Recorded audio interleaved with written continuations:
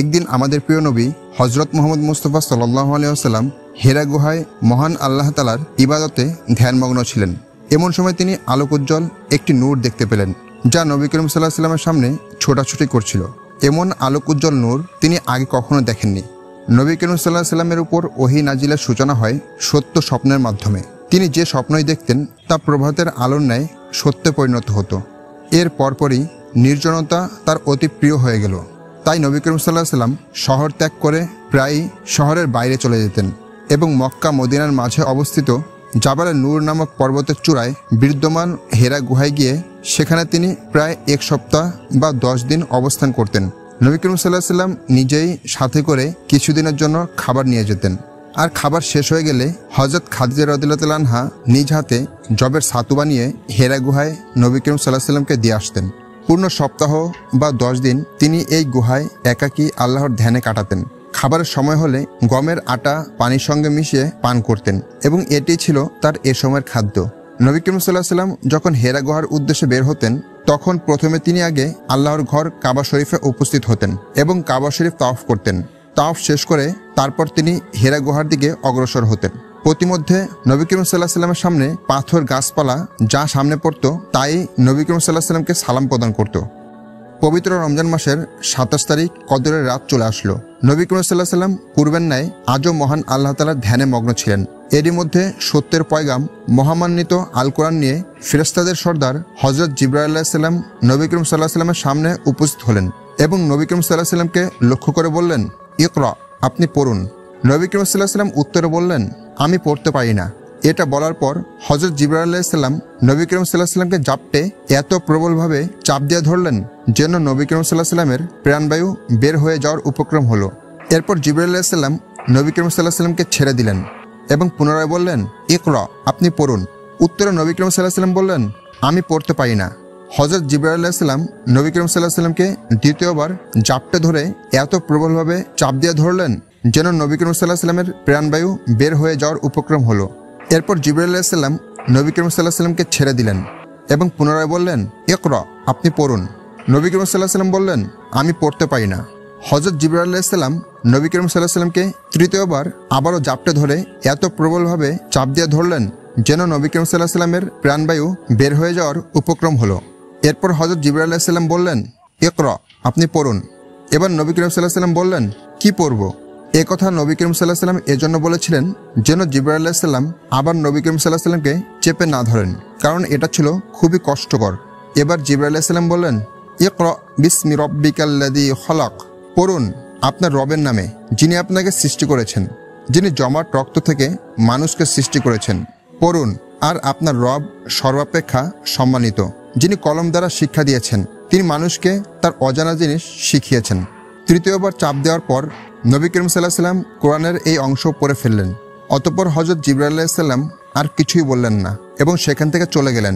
এরপর নবী করিম সাল্লাল্লাহু আলাইহি ওয়াসাল্লাম হেরা গুহা থেকে বের হলেন এবং কিছুটা সামনে অগ্রসর হতেই আকাশের দিক থেকে একটি আওয়াজ শুনতে পেলেন, হে মুহাম্মদ, আপনি আল্লাহর রসুল আর আমি জিবরিল।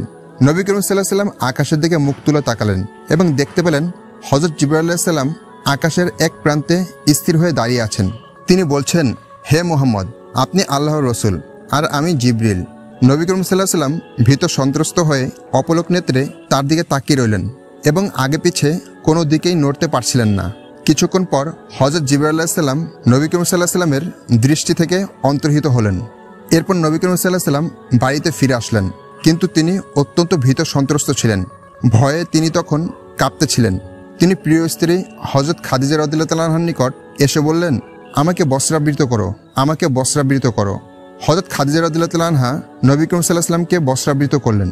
এরপর যখন নবী করিম সাল্লাল্লাহু আলাইহি ওয়াসাল্লামের ভয় চলে গেল এবং তিনি কিছুটা স্বাভাবিক হলেন, তখন খাদিজা রাদিয়াল্লাহু তাআলার নিকট সমস্ত ঘটনা বর্ণনা করলেন এবং বললেন, আমি আমার জীবনের ব্যাপারে আশঙ্কা বোধ করছি। এ কথা শুনে হযরত খাদিজা রাদিয়াল্লাহু তাআলা আনহা নবী করিম সাল্লাল্লাহু আলাইহি ওয়াসাল্লামকে সান্ত্বনা দিয়ে বললেন, কখনো নয়, আল্লাহর শপথ, মহান আল্লাহ তাআলা কখনো আপনাকে অপমানিত করবেন না, কারণ আপনি নিজ আত্মীয়তার বন্ধন অটুট রাখেন, দুর্বল ও অসহায়দের সাহায্য করেন, অভাবীদের অভাব দূর করেন, মেহমানদের মেহমানদারি করেন, মানুষকে সত্যের পথ দেখান এবং বিপদগ্রস্তদেরকে সাহায্য করেন। যে এ সকল ভালো কাজ করে থাকে তাকে মহান আল্লাহ তাআলা কখনোই লাঞ্ছিত করবেন না। এরপর হযরত খাদিজা রাদিয়াল্লাহু তাআলা আনহা বিষয়টি আরও গভীরভাবে অনুধাবনের জন্য নবী করিম সাল্লাল্লাহু আলাইহি ওয়াসাল্লামকে সঙ্গে নিয়ে তার চাচাতো ভাই সে যুগের বিখ্যাত পণ্ডিত ওয়ারাকা ইবনে নাওফালের নিকট আগমন করলেন। ওয়ারাকা ইবনে নাওফাল জাহিলি যুগে ঈসাই ধর্ম গ্রহণ করেছিলেন। তিনি পূর্বতন আসমানি কিতাবসমূহে পারদর্শী একজন ধর্মপরায়ণ খ্রিস্টান পণ্ডিত ছিলেন। এছাড়াও পার্থিব জ্ঞানেও তিনি যথেষ্ট বুৎপত্তি সম্পন্ন ছিলেন। তিনি অতিশয় বৃদ্ধ এবং অন্ধ হয়ে গিয়েছিলেন। হযরত খাদিজা রাদিয়াল্লাহু তাআলা আনহা তাকে লক্ষ্য করে বললেন, হে ভ্রাতা, আপনি আপনার ভাতিজার কথা শুনুন। অতঃপর ওয়ারাকা নবী করিম সাল্লাল্লাহু আলাইহি ওয়াসাল্লামকে বললেন, হে ভাতিজা, আপনার সাথে কি ঘটেছে এবং আপনি কি দেখেছেন? নবী করিম সাল্লাল্লাহু আলাইহি ওয়াসাল্লাম তার সাথে ঘটে যাওয়া সব কিছু এবং যা দেখেছেন তার সবই বর্ণনা করলেন। সব শুনে ওয়ারাকা বললেন, ইনি হলেন সে জিবরিল ফেরেশতা যাকে আল্লাহ তাআলা হযরত মূসা আলাইহিস সালামের নিকট প্রেরণ করেছিলেন। এরপর ওয়ারাকা আফসোস করে বললেন, হায়, আমি যদি এই সময় যুবক থাকতাম। হায়, তোমার জাতি যখন তোমাকে মক্কা শহর হতে বের করে দিবে, আমি যদি সেই সময় জীবিত থাকতাম। এটা শুনে নবী করিম সাল্লাল্লাহু আলাইহি ওয়াসাল্লাম ওয়ারাকাকে জিজ্ঞেস করলেন, তারা কি সত্যি আমাকে বের করে দিবে? ওয়ারাকা বললেন, হ্যাঁ, নিঃসন্দেহে তারা আপনাকে আপনার মাতৃভূমি থেকে বের করে দিবে। আপনি যা কিছু নিয়ে এসেছেন তদ্রূপ হযরত মূসা আলাইহিস সালামও তা নিয়ে এসেছেন এবং তার সহিত এমন শত্রুতা করা হয়েছে। আমি যদি আপনার যুগে বেঁচে থাকি তাহলে অবশ্যই আপনাকে যথাসাধ্য সাহায্য করব। এরপর ওয়ারাকা হযরত খাদিজা রাদিয়াল্লাহু তাআলা আনহাকে লক্ষ্য করে বললেন, হে খাদিজা, আমার প্রতীক্ষা অনেক দীর্ঘ হয়েছে, তবে আমার প্রত্যাশা হলো মক্কার উঁচু ভূমি ও নিম্নভূমির মধ্যখান থেকে তোমার কথার বাস্তব রূপ প্রতিভাত হতে আমি দেখতে পাচ্ছি। যেই কথা তুমি ঈসাই ধর্মযাজকের বরাত দিয়েও জানিয়েছিলে, ধর্মযাজকের কথায় হেরফের হোক তা আমি পছন্দ করি না। আমার প্রতীক্ষিত ব্যাপারটি এই যে মুহাম্মদ অচিরেই আমাদের নেতা ও সর্দার হবেন এবং তার বিরুদ্ধবাদীদের পরাজিত করবেন। দেশের সর্বত্র তিনি এমন আলো ছড়িয়ে দিবেন যা দ্বারা সমগ্র সৃষ্টিজগৎকে তিনি বিশৃঙ্খলা হতে রক্ষা করবেন। যারা তার বিরুদ্ধে যুদ্ধে লিপ্ত হবে তারা পর্যুদুস্ত ও ক্ষতিগ্রস্ত হবে, আর যারা তার সঙ্গে সম্প্রীতি স্থাপন করবে তারা হবে সফলকাম। হায় আফসোস, যখন এই সকল ঘটনা ঘটবে তখন আমি যদি উপস্থিত থাকতাম তাহলে তোমাদের সকলের আগেই আমি সেই দলের অন্তর্ভুক্ত হতাম। কুরাইশরা যাকে খুবই অপছন্দ করবে, যদিও তারা নিজেদের মক্কা নগরীতে তার বিরুদ্ধে চিৎকার করে আকাশ বাতাস মুখরিত করে তুলবে। যে জিনিসকে কুরাইশরা সকলে অপছন্দ করবে, আমার প্রত্যাশা এই যে তা দিয়েই আমি আরশের অধিপতির নিকট উন্নীত হব যখন তারা অধঃপতিত হবে। তাদের অধঃপতনের কারণ এই হবে যে যিনি উচ্চ মর্যাদায় অধিষ্ঠিত হয়েছেন তারা তাকে প্রত্যাখ্যান করবে। কুরাইশরা যদি বেঁচে থাকে এবং আমিও যদি বেঁচে থাকি তবে সেই দিন অস্বীকারীরা ভীষণভাবে আর্তনাদ করবে, আর আমি যদি বেঁচে না থাকি তাহলে প্রত্যেক যুবক প্রত্যক্ষ করিবে যে নিয়তির বিধান অনুযায়ী বিরুদ্ধাচরণকারীরা ধ্বংস হয়ে যাবে। ওয়ারাকার সাথে কথা বলার পর হযরত খাদিজা রাদিয়াল্লাহু তাআলা আনহা নবী করিম সাল্লাল্লাহু আলাইহি ওয়াসাল্লামকে নিয়ে বাড়িতে চলে আসলেন। এদিকে কিছুদিন পর সাময়িকভাবে ওহী আগমন বন্ধ হয়ে যায়। এতে রাসূলুল্লাহ সাল্লাল্লাহু আলাইহি ওয়াসাল্লাম খুবই দুশ্চিন্তাগ্রস্ত হয়ে পড়লেন। তিনি এতটাই চিন্তিত হয়ে পড়েছিলেন যে কয়েকবার তিনি ঘর থেকে বের হয়ে পাহাড়ের চূড়ায় উঠে সেখান থেকে নিজেকে নিচে ফেলে দেওয়ার জন্য মনস্থ করছিলেন।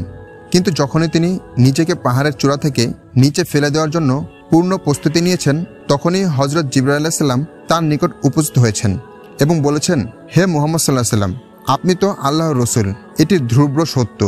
এতে রাসূলুল্লাহ সাল্লাল্লাহু আলাইহি সাল্লামের অস্থিরতা কেটে শান্তি আসত, তার মন শান্ত হয়ে যেত এবং তিনি ঘরে ফিরে আসতেন। ওহী বিরতির মেয়াদ দীর্ঘ হলে তিনি ঐরূপ অস্থির হয়ে উঠতেন এবং অনুরূপভাবে পাহাড়ের চূড়ায় আরোহণ করতেন। সেখানে জিবরাইল আলাইহিস সালামও উপস্থিত হতেন এবং তাকে অনুরূপ সান্ত্বনা দিতেন। রাসূলুল্লাহ সাল্লাল্লাহু আলাইহি সাল্লামের উপর কোরআন নাজিল ও নবুয়ত লাভের পর ইসলামের দাওয়াতের কার্যক্রম অত্যন্ত গোপনে চলতে থাকে। প্রায় 3 বছর পর্যন্ত নবী করিম সাল্লাল্লাহু আলাইহি সাল্লাম গোপনে শুধু এমন ব্যক্তিদেরকে ইসলাম গ্রহণের আহ্বান জানান যাদের প্রতি তার পূর্ণ আস্থা ও বিশ্বাস ছিল। আর এ সময় হযরত আবু বকর, হযরত আলী, হযরত ওমর রাদিয়াল্লাহু তাআলার মতো প্রথম সারির সাহাবা একরাম ইসলাম গ্রহণে ধন্য হন।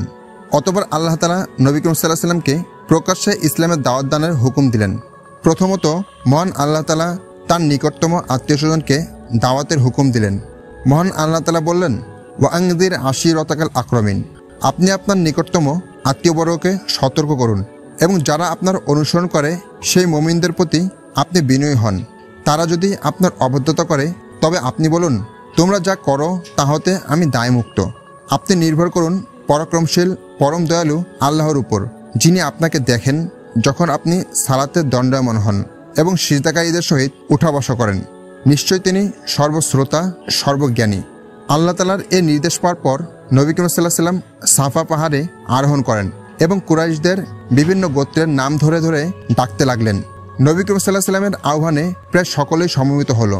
আর যে ব্যক্তি স্বয়ং উপস্থিত হতে অক্ষম হলো, সে ঘটনা প্রত্যক্ষ করার জন্য আপন প্রতিনিধি প্রেরণ করল।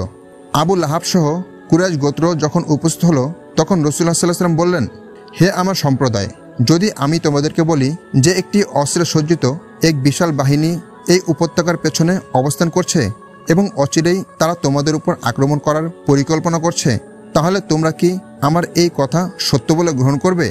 নবী করিম সাল্লাল্লাহু আলাইহি ওয়াসাল্লামের এ কথা শুনে উপস্থিত সকলে একসাথে বলে উঠল, হ্যাঁ, আমরা অবশ্যই তা সত্য বলে মেনে নিব, কারণ আপনি কখনো মিথ্যা বলেননি এবং সত্য ছাড়া আপনার ক্ষেত্রে আমাদের অন্য কোনো অভিজ্ঞতা নেই।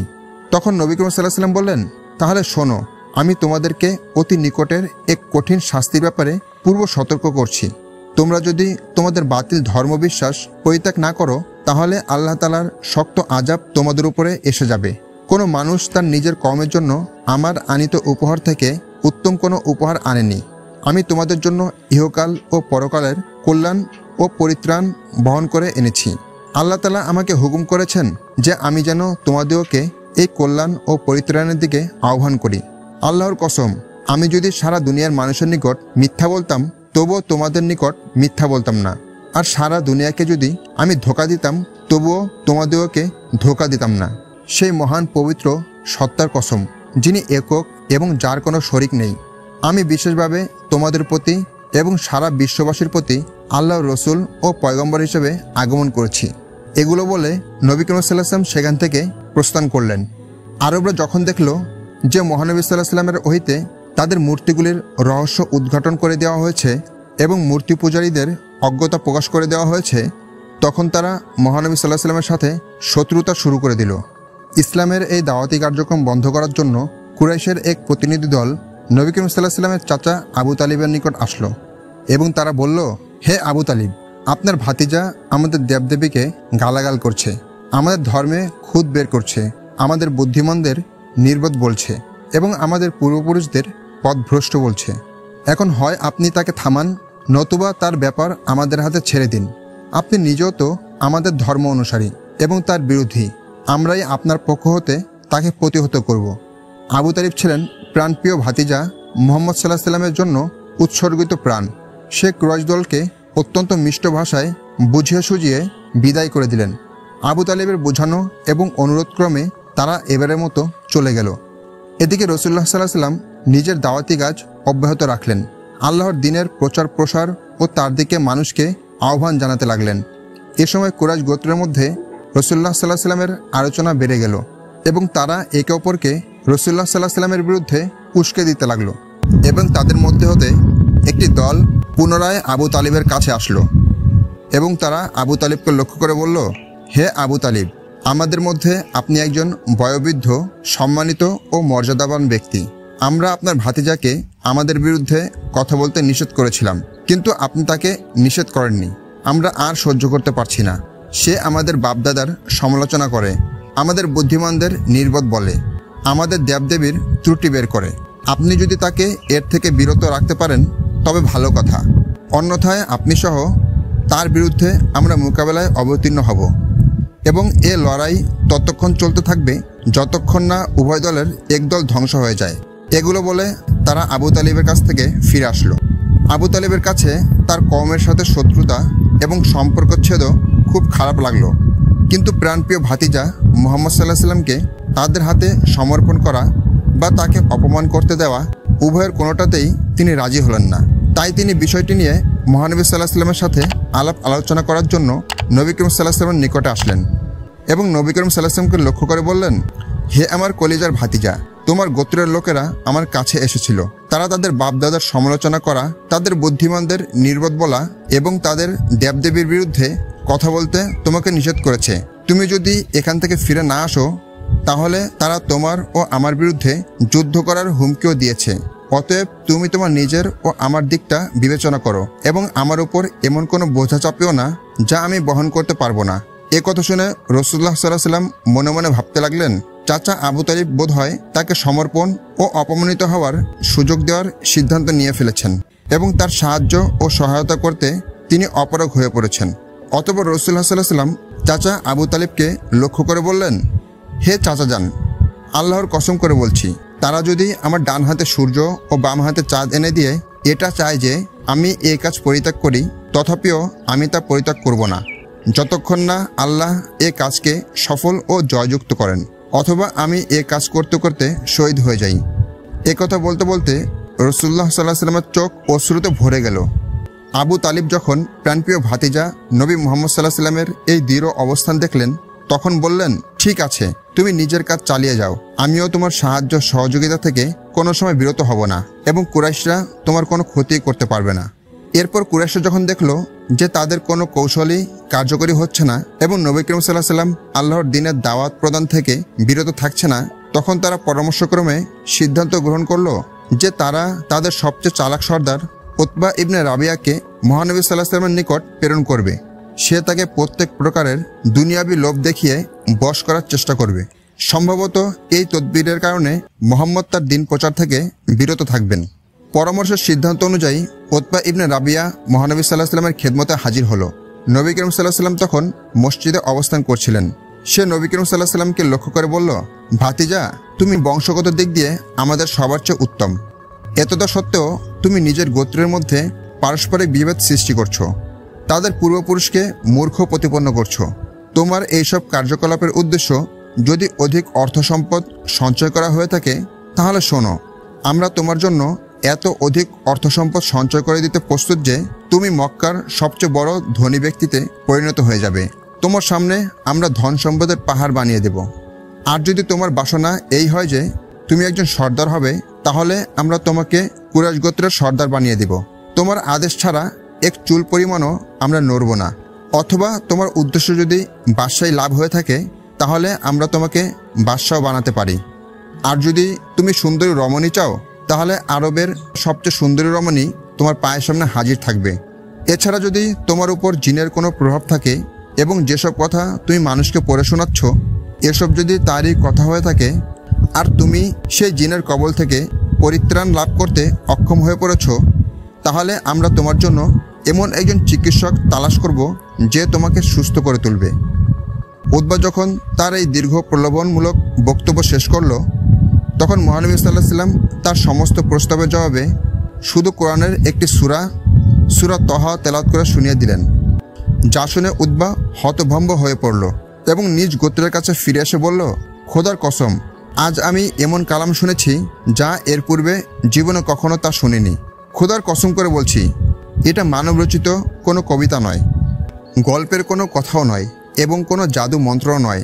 তোমাদের উদ্দেশ্যে আমার মতামত হলো এই যে তোমরা সকলে মুহাম্মদ সাল্লাল্লাহু আলাইহি ওয়াসাল্লামকে কষ্ট দেয়া থেকে বিরত থাকো, কেননা আমি তার যে কালাম শ্রবণ করেছি, আল্লাহর কসম, অচিরেই এর সুমহান মর্যাদা প্রকাশিত হবে। আমি তোমাদের ভালো চাই, তোমরা আমার কথা মেনে নাও। আর যদি তোমরা একেবারেই আমার কথা মানতে না চাও, তাহলে কিছুদিন অপেক্ষা করো। যদি আরবগণ তার বিরুদ্ধে বিজয় লাভ করে, তাহলে তোমরা বিনা পরিশ্রমেই এই বিপদ হতে নাজাত পেয়ে যাবে। পক্ষান্তরে সে যদি আরবগণের উপর বিজয়ী হয়, তাহলে তার সম্মান আমাদের সম্মান, কেননা সে আমাদের গোত্রেরই লোক। কুরাইশরা তাদের সবচেয়ে সতর্কবান বিচক্ষণ সর্দারের কথাগুলি শুনে আশাহত হলো এবং অবাক হয়ে গেল। এরপর তারা এই বলে সেখান থেকে প্রস্থান করলো যে তার উপরও মুহাম্মদ সাল্লাল্লাহু আলাইহি ওয়াসাল্লাম জাদু করেছে। Please like, share, and subscribe our channel.